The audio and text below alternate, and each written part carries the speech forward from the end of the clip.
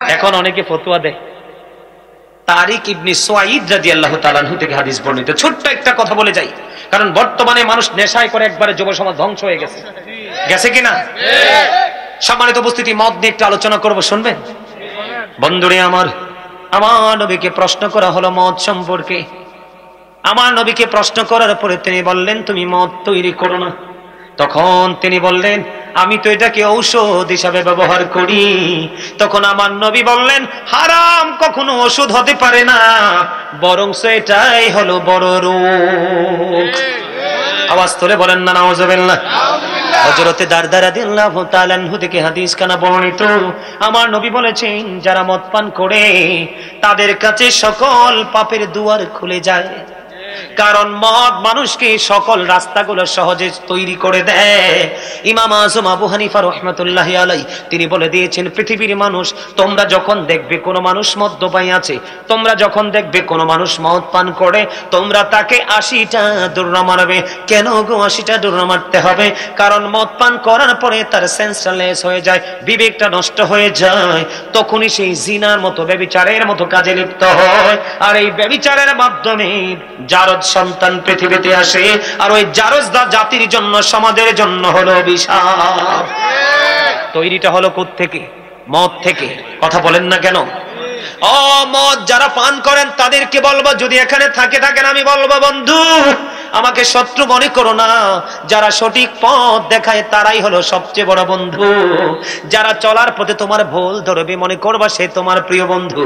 কারণ ভুল ধরিয়ে দেওয়ার মানুষের যথেষ্ট অভাব। কথা বলেন না কেন?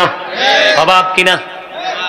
বন্ধুরে আমার, মদ এতটা নোংরা জিনিস, এতটা খারাপ জিনিস, যিনি মদ বানায়, যিনি বানানোর জন্য সাহায্য করে, যিনি বন্ধু সরবরাহ করে, এই দোকান থেকে ওই দোকানে ট্রান্সফার করে, বেচাকিনিতে যারা সাহায্য সহযোগিতা করে, সবাই সমান অপরাধী। বন্ধু, হারাম কম হোক বা বেশি হোক, এটা হারাম হারাম হারাম। এটা দেহকে নষ্ট করে দেয়, বিবেককে নষ্ট করে দেয়, বিবেকটাকে একেবারে পচিয়ে দেয়, সমাজকে ধ্বংস করে দেয়। সোনালী জীবন, সোনালী ভবিষ্যৎ অনিশ্চিত ভবিষ্যতের দিকে ডেকে নিয়ে যায়।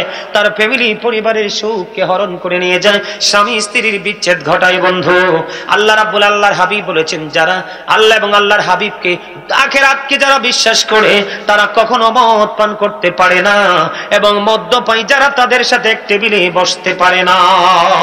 জোরে জোরে কন্যা ঠিক না বেঠিক?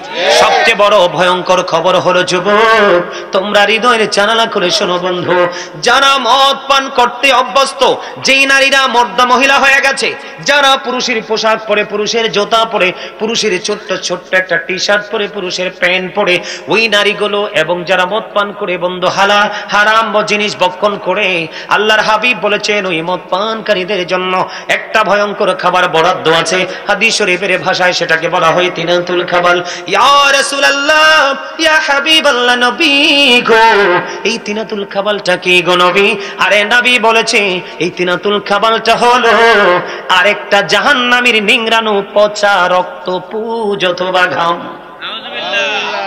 আপনারা কি আমার ওয়াজটা বুঝেন নাই?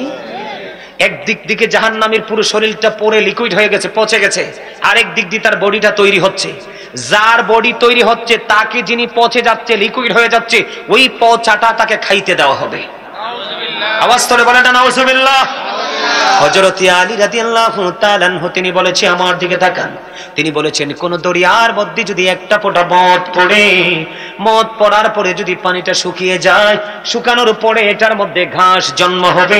আমি আলী কথা দিলাম, রে গুলিয়ার চর পরবাপাড়ার যুবক, আমার ভাই বন্ধুদেরকে বলবো, গোটা পৃথিবীর আমার ভাই বোনদেরকে বলবো, হৃদয় খুলে শোনো। তিনি বলেছেন, পানিটা শুকিয়ে গেল, একবারে তলদেশে চলে গেল, ঘাস জন্ম হলো। আলী বলছে, আমি এই দরিয়ার মধ্যে যখন সবুজ শ্যামল ঘাস জন্ম হতো রে, আমি আলী কোনদিন আমার পশুকে সেই ঘাস গুলো খাওয়াতাম না। আওয়াজ তুলে বলেন না নাউজুবিল্লাহ। হযরত আলী আরো বলেছেন, ওই দরিয়ার উপর যদি বিশাল বড় একটা মিনারা তৈরি করা হয়, আমি আলী ওই মিনারায় দাঁড়িয়ে আযান দিব না। আওয়াজ তুলে বলেন না নাউজুবিল্লাহ। বন্ধুরে আমার, মদ খাওয়া যাবে না, জুয়া খেলা যাবে না, ও বন্ধু ভাগ্য গণনা রাশি গণনা করা যাবে না, মূর্তি বানানো যাবে না। মূর্তি পূজক যারা, তাদের সম্পর্কে যারা বন্ধু ভিন্ন সনাতন ধর্মের অধিকারী, তারা অনেকে রাগ হতে পারে আমার কথায়। আল্লাহ বলেছেন ইন্নাল কাফিরিনা কানু লাকুম আদুব্বাম মুবিনা। এ মুসলমান মনে রেখো, আল্লাহ বলেছেন the heretics are the eternal enemy of the believers. Allah বলেছে ইমানদারদের প্রকাশ্য শত্রু হলো বেঈমানেরা। যারা মূর্তি পূজা করে তারা শয়তানকে ফলো করছে, তারা শয়তানের অনুসারী। আর আমরা মুসলমান যারা, আমাদের সম্পর্কে আল্লাহ ওয়াজ করেছেন Islam is not only a religion but also complete code of life. ইসলামের মধ্যে রয়েছে পরিপূর্ণ এবং পূর্ণাঙ্গ জীবন ব্যবস্থা। কারণ ইন্নাদ-দীনা ইনদাল্লাহিল ইসলাম, ইসলামটা আল্লাহর মনোনীত। আরে আরো জোরে বলেন না ঠিক না ঠিক? আমার আলোচনা শেষ, আমি আরেকটু আলোচনা করব, তারপরে একবারে ক্লোজ করে দিব। সর্বশেষ যে আলোচনাটা আমি যেটা করতে চেয়েছিলাম, সম্মানিত উপস্থিতি, আমরা কিন্তু উদাসীনতার মধ্যে আছি। উদাসীন হলে চলবে? আমার দিকে তাকান, একবারে সিম্পল ছোট্ট করে বলছি। আল্লাহ বলেছেন ইন্না বাতশা রাব্বিকা লাশাদীদ, the seizing of Allah is difficult. এদিকে তাকান, আমার দিকে তাকান না, এদিকে তাকান একটু, শেষ তো। আল্লাহ বলেছেন ইন্না বাতশা রাব্বিকা লাশাদীদ, the seizing of Allah is difficult. আল্লাহর ধর, আল্লাহর পাকড়াও বড় শক্ত।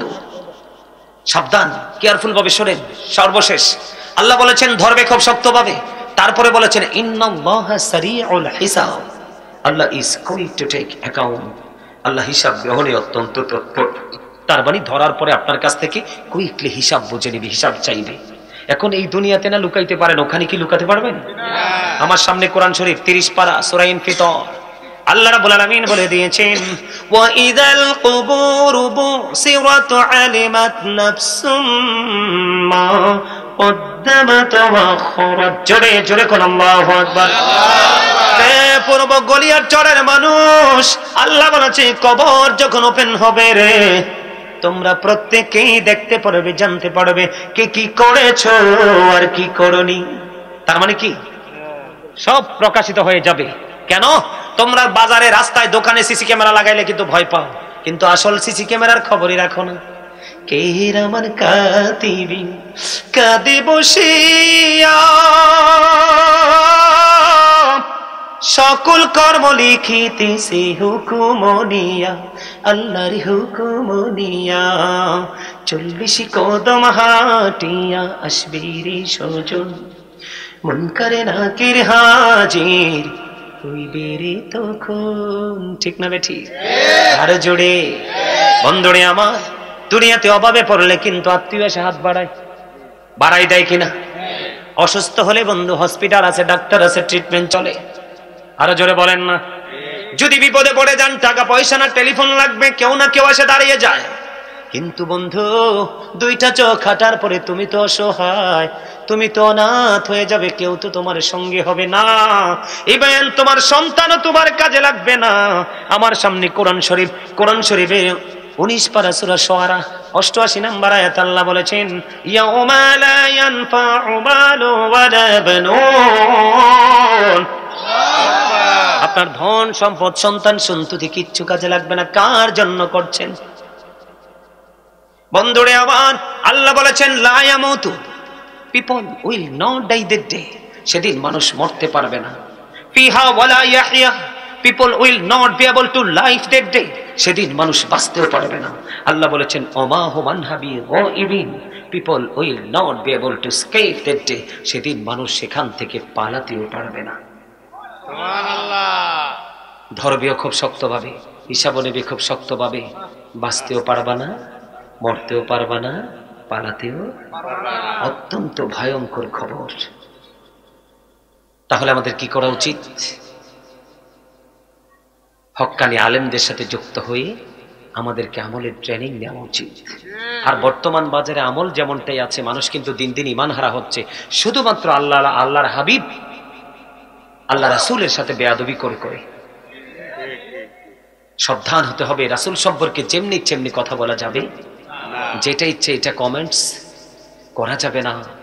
রাসূল সর্বোচ্চ পর্যায়ে, বুঝেন না, আল্লাহর সাথেই যার বসার জায়গা, আল্লাহর পাশেই যার জায়গা। কালেমার দিকে তাকান, নামাজের দিকে তাকান। আগে ফরজ না, আগে সুন্নাত। এখানে কি রাসূলের মর্যাদা না? কথা কন না কেন? রমজান মাসের দিকে তাকান না। দিনের বেলা রোজা রাখা ফরজ, আর রাতে সব সুন্নাত আর নফল। দিন আল্লাহর ভাগে, রাত রাসূলের ভাগে। হ্যাঁ, নিয়ে আসো। তোমরা বুঝো না, আমি যে 2 ঘন্টা উপরে হয়ে গেছে। বাইরে যদি কালকে শোনেন, আমি যদি আগামীকালকে যদি আজকে যেই কক্সবাজার রওনা দিতে হবে, বিমানবন্দরে একবারে সমুদ্র সৈকতে প্রোগ্রাম, আমার যদি আজকে কক্সবাজার না হতো, আমি সত্যি আপনাদেরকে 3 ঘন্টা আলোচনা শোনাতাম। আমি কিন্তু বাজেট করেছি, আপনারা জানেন না। এখান থেকে কিন্তু আমার একটা লোক আমাকে সিগন্যাল দিছে, যখন 1.5 ঘন্টা হয়ে গেছে তখনই কিন্তু সে আমাকে সিগন্যাল দিছে যে ক্লোজ করতে হবে। কিন্তু আমি তারপরেও 2 ঘন্টা পার করে দিয়েছি, কারণ আপনাদের উপস্থিতি, আপনাদের মনোযোগ, আপনাদের ভালো লাগা, আপনাদের ভালোবাসা, আমি মুগ্ধ হয়েছি। আপনাদের যদি আবারও কখনো দেখা হয়, আমি আপনাদের সামনে আবার নতুন কোনো বিষয় নিয়ে আসবো। তবে আমি যাওয়ার আগে আপনাদের সামনে একটা গজল গেয়ে যাব, আমার লেখা। শুনবেন প্লিজ চাচা? আরেকবার আসলে করবো, আল্লাহ আপনাকে হায়াত দিক আমাকে, কারণ আমি অনেক ব্যস্ত। আমি আপনাদেরকে বলি, আমি একটা গজল গাইবো আমার। শোনেন, আপনারা অত্যন্ত বিচক্ষণ, কারণ আপনাদের আলোচনা শোনার যে মনোযোগ আমি দেখেছি, এগুলো বুদ্ধিমান এবং চালাক মানুষ ছাড়া এইভাবে বসে না। যারা দুনিয়ার ফাঁকে ফাঁকে, যারা আখিরাতকে ভাবে, তারা সবচেয়ে বেশি বুদ্ধিমান। You are very clever, very intelligent, এটা আমি বলি। আপনারা আপনাদের বুদ্ধিকে, আপনাদের বিবেককে আল্লাহ আরো বেশি প্রসারিত করে দেখ। সকলে বলে আমিন। আমি পীর সাহেব কেবলা আস্তে আস্তে আমি আপনাদেরকে ছোট্ট করে আমার লেখা একটা, আমার সুর, আমি একটা গজল শোনাবো, শুনবেন? সবাই আমার সাথে পারলে গাইবেন, রাজি আছেন? এই তো যে সুন্দর নূরি নবীজি, নামটি মধুমাখা, তুমি ছাড়া শূন্য জীবন, আমি যে বড় একা। বুঝেন না কথাগুলো? ভাল লাগে না?